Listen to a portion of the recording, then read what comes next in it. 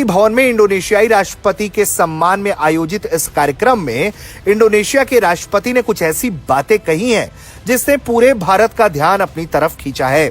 आपको सुनवाते हैं कि किस तरह से इंडोनेशियाई राष्ट्रपति ने भारत के साथ अपने दिलों का तार जोड़ा है और दिल खोलकर भारत से अपनी दिल की बात कही है। Distinguished friends, a few weeks ago, I had my genetic sequencing test and my DNA test, and they tell me that I have Indian DNA. So, so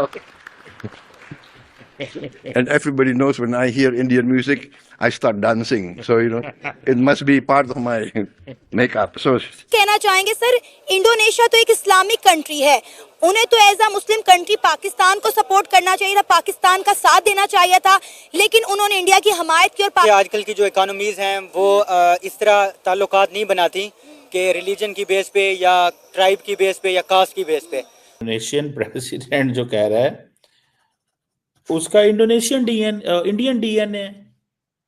अब वो जो खाना, अब वो जहां पे ताड़ियां तो बजनी है,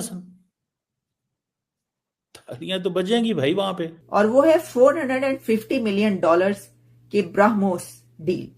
और जो इंडोनेशिया है उसकी ये ख्वाहिश है कि वो रशियन इंडियन मेड ब्रह्मोस खरीदे, और वो डील हो चुकी है।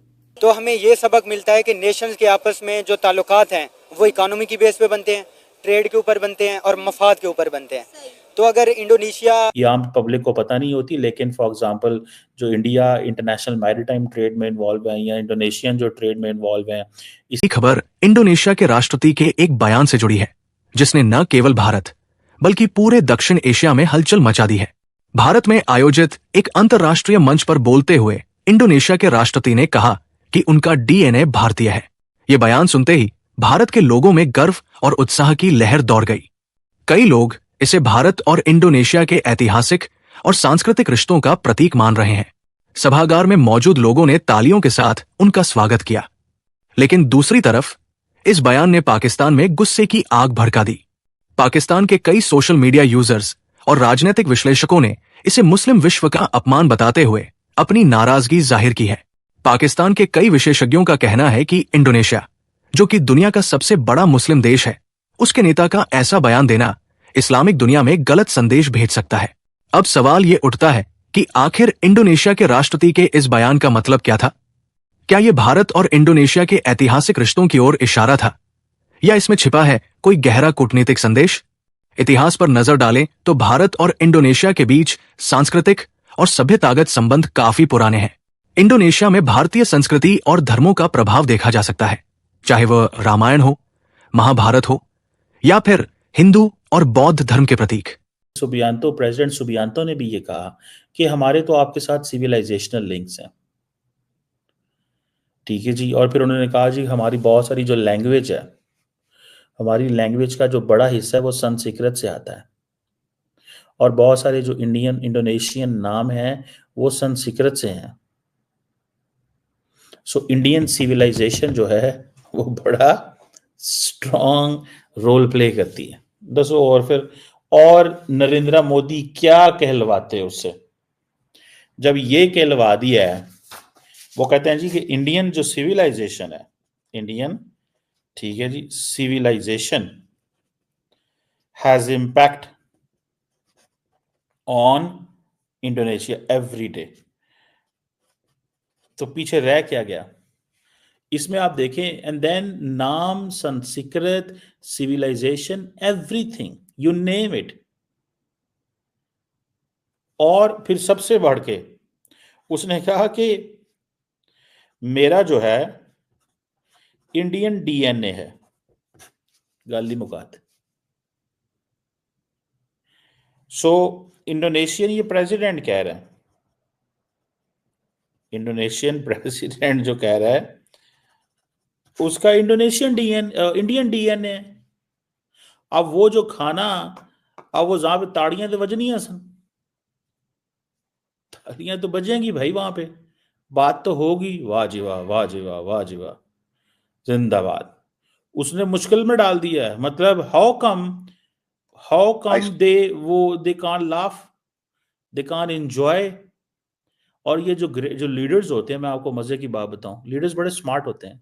ये करते क्या हैं, ये इस तरह के जो डिवन, खास तौर पे ये जो राष्ट्रपति भवन में डिनर हुआ है, ठीक है जी, उसमें उन्होंने जो बातें की हैं, उन्होंने सीधा सीधा कह दिया। उन्होंने कहा भाईजान मेरा तो डीएन नहीं, मैं तो हूं ही। सो अब वो जिस चीज की वो बात कर रहे थे प्रेसिडेंट साहब, वो उन्होंने कहा जी strategic and comprehensive partnership India के साथ हम चाहते हैं। ठीक है, सो मुझे ये बताएं, जब एक मुसलमान मुल्क का प्रेसिडेंट ये कहे कि मेरा डीएनए इंडियन है, हमारी जो लैंग्वेज है वो संस्कृत से आती है, बड़ा हिस्सा हमारे जो नाम हैं वो संस्कृत से आते हैं, और हमारी जिंदगियों के ऊपर इंडियन सिविलाइजेशन का बहुत बड़ा स्ट्रॉन्ग इन्फ्लुएंस है। ये मैं नहीं कह रहा, ये सुबियांतो साहब कह रहे हैं। खैर सुबियांतो साहब ने जब पाकिस्तान आना है तो उन्होंने और एक गेम डाल देनी है। ये मैं आपको 200% बात कह सकता हूँ, 200% ये बात कह सकता हूँ, उन्होंने और गेम डाल देनी है। ठीक है ना जी, उन्होंने कह देना हो नहीं, हो जनाब नहीं नहीं नहीं, इस तरह नहीं हो सकता, इस तरह नहीं हो सकता। सो जी ये तो ऐसे होगा तो वैसे होगा, तो वो बेसिकली उस गेम में अब चले गए हैं। अब पाकिस्तान जैसा मुल्क जो है, उन्होंने जब आना है तो उन्होंने कहा अच्छा असा भी ताड़ियां मारनी है, वो भी ताड़ियां मार गए हैं। इंडोनेशियन प्रेसिडेंट बड़े स्मार्ट है, वैसे मैं आपको बात बताऊं, he is a very smart player, वो कोई एम एम का बंदा नहीं है। इंडोनेशिया के प्रेसिडेंट ने 26 और 27 जनवरी को पाकिस्तान का विजिट करना था, लेकिन जब इंडिया को पता चला कि इंडोनेशिया के प्रेसिडेंट पाकिस्तान के विजिट पर जा रहे हैं, तो इंडिया ने उन्हें मना कर दिया कि भाई अगर आप पाकिस्तान गए तो हम आपको इंडिया इनवाइट नहीं करेंगे, या तो आप पाकिस्तान जाए या तो आप इंडिया आए। और इंडोनेशिया ने इंडिया का साथ दिया और पाकिस्तान में आने से मना कर दिया है।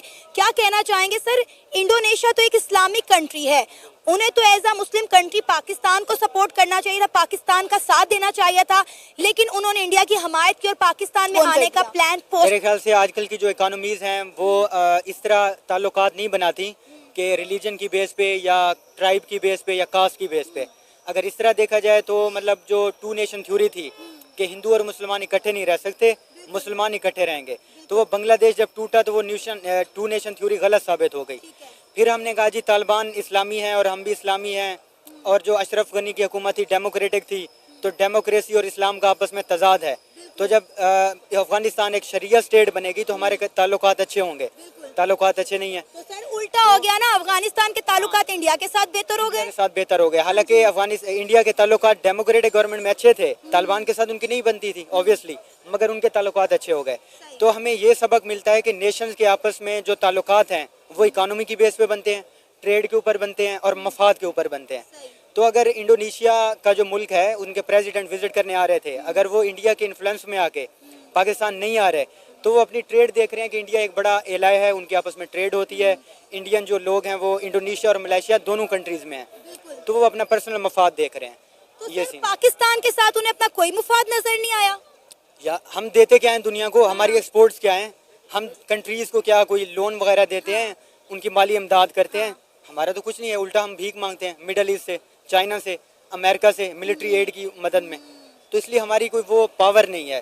तो सर इस तरह तो फिर आहिस्ता आहिस्ता पाकिस्तान आइसोलेट हो जाएगा। ऑलरेडी आप देखें कि हमारे मुल्क के जो हालात हैं, कोई कंट्री ना तो हमें सपोर्ट करती है, ना ही कोई हमारे मुल्क में विजिट के लिए आता है, इन्वेस्टर भी नहीं आता किसी मुल्क के, ना तो प्राइम मिनिस्टर आते हैं ना ही प्रेसिडेंट आते हैं। और अगर हम बात करें इंडिया की, तो भाग भाग के हर बंदा इंडिया में जाने को तैयार है, इंडिया में इन्वेस्ट करने को तैयार है, लेकिन कोई पाकिस्तान की तरफ देखना भी पसंद नहीं करता। अब आप ये देखें कि हमारे लिए कितनी इंसल्टिंग बात है कि आपने हमारे साथ जो है वो रिटर्न फॉर्म में एक एग्रीमेंट किया कि हम 26 और 27 जनवरी को पाकिस्तान का विजिट करेंगे, और बाद में आपने कहा कि हम नहीं आएंगे, जो प्लान है वो पोस्टपोन कर दिया जाए। तो एज अ पाकिस्तानी मेरे लिए तो बहुत काबिल शर्मिंदगी बात है।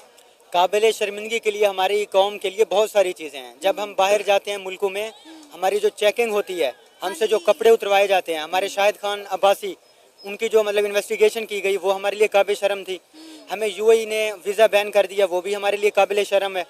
हमारे प्राइम मिनिस्टर हमारी कौम के जो रिप्रेजेंटेटिव हैं कतर में यूएई में भीख मांगने जाते हैं, वो भी हमारे लिए काबिल शर्म है। हमारे